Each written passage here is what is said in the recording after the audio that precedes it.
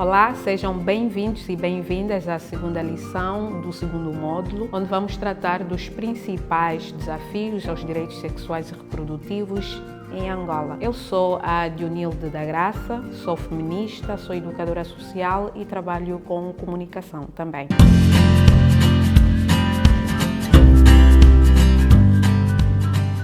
Mas antes de entrarmos diretamente para os desafios, gostaria de partilhar uma questão convosco. Em Angola, é possível a efetivação dos direitos sexuais e reprodutivos? Partilhe nos comentários a sua resposta. E agora, porque na lição número 1 já abordamos os conceitos, a legislação, já fizemos uma apresentação bastante aturada sobre o que são direitos sexuais e reprodutivos, como eles devem se efetivar, e vamos entrar diretamente para o contexto de Angola. Vamos viajar para o leste, o sul, norte e centros urbanos. E os principais temas são casamento precoce, abandono escolar, pressão para a maternidade, influência religiosa, silêncio total e acesso ainda bastante condicionado para que as meninas e mulheres possam ter o direito garantido e o gozo dos direitos sexuais e reprodutivos. Casamento. Nós vamos um bocado para o leste e não é por ser uma questão apenas geográfica, mas como nós temos estado a ver, não só em relação aos direitos sexuais e reprodutivos, são direitos fundamentais, mas também em relação a direitos como educação. O facto do leste estar muito mais distante geograficamente da capital faz com que determinados serviços não chegam até a população que lá se encontra. E isto também se liga ao casamento infantil. Se a população tem menos informação, tem pouca capacidade ou tem menor oportunidade de conversa, escolha e acesso, faz com que fenômenos como casamentos infantis começam a acontecer com maior incidência, assim como também a gravidez precoce e muito consequentemente o abandono escolar. É só olharmos um bocado para os dados que são públicos e trabalhados por agências bastante sérias, como o Unicef, a nível internacional, a nível nacional o próprio INAC, a nível local de instituições pequenas como o Anapó, o próprio Ondjango Feminista tem trazido, é que, por exemplo, para o casamento precoce, meninas dos 15 aos 19 anos têm convivido diariamente com esta situação, embora a nossa Constituição diga os limites para tanto as idades aconselháveis para o casamento, eles acontecem muito antes, pelo que nós já dissemos. Dificuldade de acesso aos serviços, e estamos a falar aqui de serviços de saúde que começam com informação, contraceptivos, e também passamos para a pressão para a maternidade. Não basta para determinados contextos só casar, é que tão logo se casa, a menina se casa, e na maior parte dos casos, um pouco para a nossa experiência, um pouco também por Angola, às vezes basta primeiro engravidar para seres obrigada a casar, mesmo quando não estás confortável com esta decisão, porque a gravidez precoce pode acontecer sobretudo quando a pessoa não tem métodos para evitar, não tem o método de informação, como nós já falamos, e pronto, se a menina primeiro engravida, é obrigada a casar, e depois que se casa, a escola deixa de ser prioridade. Como sabemos, há a problemática dos papéis de gênero e as meninas, neste caso, têm sido obrigadas a ser donas de casa, a desenvolverem de forma muito mais profunda os trabalhos de cuidado do que se projetarem para, por exemplo, uma vida profissional ou terem mais informações ou mais escolaridades. Ainda a nível do contexto de Angola, temos questões religiosas um pouco por norte e nos centros urbanos um acesso difícil aos serviços de saúde. Quando eles estão lá, eles muitas vezes não têm profissionais qualificados para responderem às questões trazidas pelos utentes, e quando estão os profissionais, a problemática do estigma aparece. Como todos nós já ouvimos, penso que também a nossa audiência já terá ouvido, se uma adolescente ou uma criança que começou a menstruar e tentou ter uma conversa, por exemplo, com o pai e não sentiu que a resposta foi efetiva e vai aos serviços de saúde para ter informação até só como lidar com este processo biológico, ela pode ser entendida como uma criança até assanhada. Por que você quer saber disso? Você ainda é uma criança. Portanto, tem esses desafios, e se a criança ou o adolescente, a menina, ou mesmo a mulher, por exemplo, tiver uma outra orientação sexual diferente da hétero, também recebe informações como que devias se rever, devias repensar. Em vez de responder à questão que lhe trouxe, há essas barreiras, há esse preconceito, há esse atendimento de diferença ou com diferença ao utente que acorre aos centros de apoio.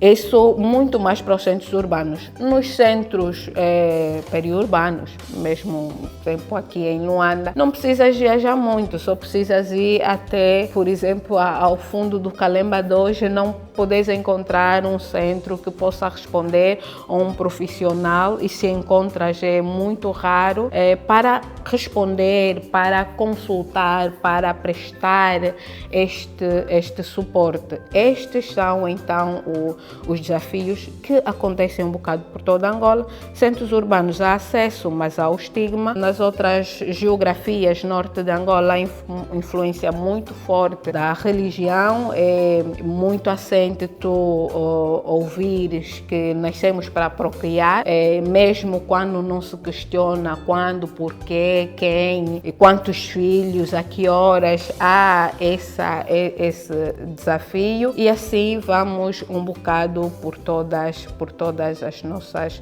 províncias de Angola. Há também a questão do silêncio, que já foi referida nas outras aulas, e por isso aqui não me vou estender muito, mas tu procurares por todos esses serviços e não encontrares respostas e decidires te calar. E como disse muito bem a professora, a facilitadora que nos antecedeu, o silêncio não nos tem ajudado muito para a resolução dessa questão, sobretudo para o uso e fruto dos direitos e gozo, no caso, dos direitos sexuais e reprodutivos para o contexto de Angola. Agora trazemos dados chaves, e esses dados podem ser encontrados em relatórios do Unicef, em relatórios de várias organizações que trabalham diretamente com estas questões, e não só, mas que olharam com bastante profundidade para a questão dos direitos sexuais e reprodutivos. Quando estávamos a falar de gravidez precoce, estávamos a olhar para números muito grandes, como 102 gravidezes por 1000 adolescentes. Também estávamos a falar de que uma em cada 3 meninas contrai um matrimônio, mesmo das nossas formas mais vamos dizer, tradicionais, com as devidas aspas, vai para a casa do marido antes dos 18 anos. 40% dos adolescentes nas zonas rurais, portanto, já engravidaram. Esses dados se ligam com as informações que nós apresentamos antes. E agora vamos para os desafios estruturais. Há o desafio da cultura, mas aqui quando estamos a falar de cultura é importante fazer esse ponto de que nós não estamos a falar daquela forma folclórica com que é apresentado Angola, África, mas estamos a falar de uma cultura patriarcal que muitas vezes, de forma bastante propositada, faz com que determinados temas se tornem tabus e outros nem por isso. Então, aqui vamos ver uma cultura do silêncio, uma cultura que decide espalhar desinformação sobre determinados temas e omitir informações sobre determinados temas. Se nós olharmos um bocado pelo que acontece na mídia, há muito mais informações sobre sexo ou sobre sexualidade. Já nos perguntamos por que nós não temos receios, mesmo em relação a crianças, de experimentar determinadas danças. E eu lembro agora de uma dança que aconteceu muito conosco, que é o toca lá, que nós temos que colocar uma garrafa e crianças e adultos estavam todos a fazer a mesma dança sem fazer questionamentos sobre elas. Do outro lado, estavam a acontecer, e continuam a acontecer, as gravidezes precoces, não que tenham relações diretas, mas porque muitas vezes questões que parecem bastante particulares e que acontecem em determinados espaços podem influenciar a forma como nós vamos encarar a vida, e é assim que vamos vendo que as crianças hoje, neste momento, há o tema da adultização das crianças, onde as crianças aprendem sem muito critério como o sexo pode ser feito e acontecer, mas que não há disposição para sentarmos e conversarmos com elas sobre a sexualidade, a forma como ela se desenvolve, como ela pode ser vivida com prazer, com liberdade e com escolha. Não fazer estas ligações ou separar ou escolher o que mais divulgar e o que menos divulgar e como divulgar determinadas coisas e outras não, faz com que nasça, crie, se sustente uma cultura que não ajude a vivermos efetivamente os nossos direitos sexuais e reprodutivos. Falamos também dos desafios estruturais que têm a ver com as instituições. Como disse anteriormente, é muito comum quem é mais jovem, adolescente, procurar por serviços de saúde e questionar sobre direitos sexuais e reprodutivos ser questionados. Temos também até mulheres já jovens e adultas que têm outra orientação sexual e vão procurar informações e são estigmatizadas. Há também o caso de mulheres da terceira idade que parece que são totalmente afastadas do gozo do seu direito sexual e reprodutivo. E nessa perspectiva queria convidar a nossa audiência a ler o nosso último TUBA de 2025, que traz essa questão de saúde sexual reprodutiva e olha para as mulheres da terceira idade com bastante atenção. Houve o testemunho delas, houve as necessidades que elas enfrentam para poderem ter acesso aos direitos sexuais e reprodutivos. Vamos olhar agora para os serviços do Estado que são limitados.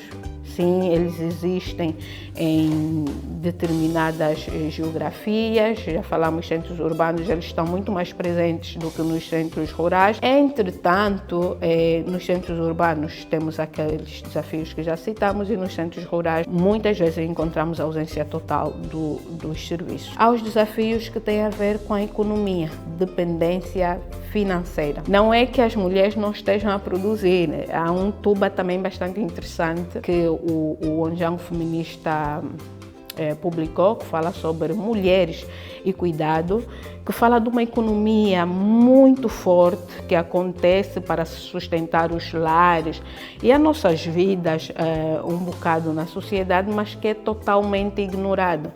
Não, é muito comum acharmos que uma dona de casa não faz nada, né? Então estamos sempre a perguntar, mas o que é que você faz em casa?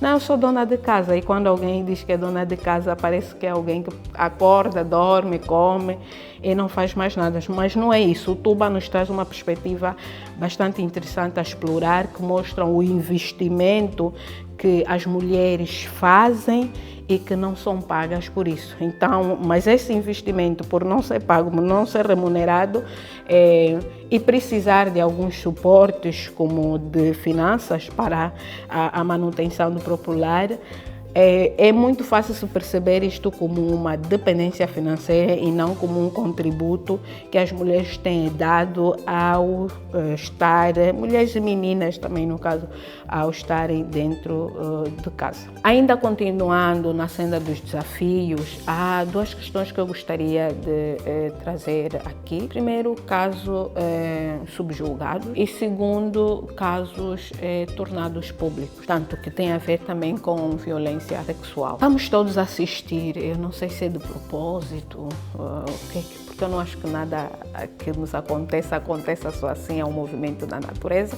Estamos a ver um movimento de exposição de mulheres e meninas abusadas. Recentemente vemos uma menina que foi brutalmente abusada e não sei se é uma questão de consciência ou se faz isso de propósito, não tivemos qualquer cuidado com a proteção da imagem desta menina. Como sabemos, se a pessoa já foi sexualmente abusada e ela vê o caso dela, não só o caso, mas a imagem dela exposta massivamente, para a criança é pior, ela sofre 2 vezes mais. E no campo da comunicação, sobretudo das redes sociais, essas imagens podem ficar para a eternidade, sobretudo em contexto como Angola, que não há uma posição, e vamos dizer posição de ação, porque às vezes se pensa direito à imagem, mas quando nós vemos a imagem a ser disseminada, não vemos da parte do Estado a retirar estas imagens do ar. Nós continuamos a ver a bel prazer e a fazer julgamentos que não ajudam a retirarmos esta criança, esta menina que foi violentada do palco do julgamento. Há também mulheres adultas a serem filmadas. Estas filmagens também são colocadas a circular. Muitos de nós partilhamos, não sei se a intenção, honestamente, é ajudarmos a mulher ou fazermos julgamentos na praça pública destas mulheres. Ainda esta semana vi uma jovem mulher em que o marido filmou ela numa pensão e toda a gente estava aí a fazer comentários.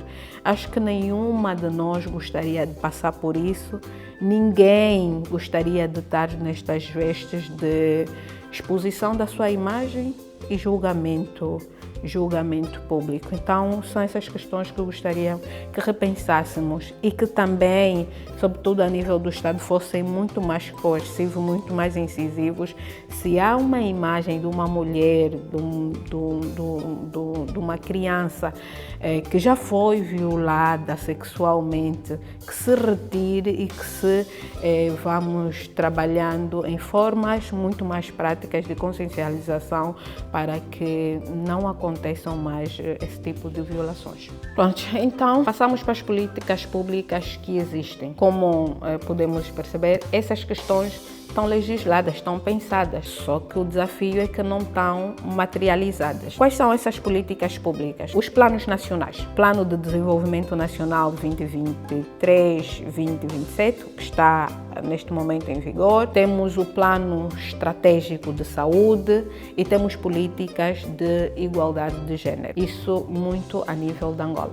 E partimos diretamente para exemplos de países africanos que estão muito avançados em questões de direitos das mulheres e que fazem com que isso também dê uma autonomia às mulheres. Um bocado mais atrás falamos da dependência financeira e uma das respostas, por exemplo, podemos encontrar no Ruanda, onde, diferente da Angola, o acesso à terra para as mulheres já é uma realidade e uma política pública que o próprio Estado decidiu efetivar. Botsuana também é um grande exemplo de países que avançaram com o empreendedorismo feminino. E, por último, Quênia. O Quênia está com disposição de 30% de compras públicas para as mulheres. Podemos falar de vários outros países que também, ainda que a nível da África, estão muito bem, que pensaram no grito de socorro das mulheres e responderam com políticas públicas efetivas. Os exemplos que nós estamos a falar não são só de legislação, são de coisas que já estão a acontecer. As mulheres nestes países já estão a gozar destes direitos. E estamos a terminar assim a lição número 2 do módulo 2 e queríamos pôr um ponto final com uma questão, duas na verdade, que são bastante importantes para nós e gostaríamos que vocês continuassem a responder nos comentários, porque as questões nos fazem refletir e fazer uma jornada de conquista e realização dos nossos direitos. Se uma mulher não decide sobre o seu corpo, pelo que nós apresentamos, porque é uma estrutura que não ajuda a ela a tomar esta decisão, que não ajuda ela a tomar esta decisão, ela é realmente livre? Olhando para tudo que vimos até aqui, desde a primeira lição até a segunda, digam-me, estamos a educar para viver ou estamos a sobreviver? E assim terminamos. Muito obrigada por te manter aí do outro lado e responder as questões no comentário. Continue a acompanhar. Nós temos a próxima lição, a lição número 3, que vai falar sobre educação sexual em Angola e oportunidades de transformação. Não perca, é uma continuidade dessa reflexão. Fique conosco. Tchau!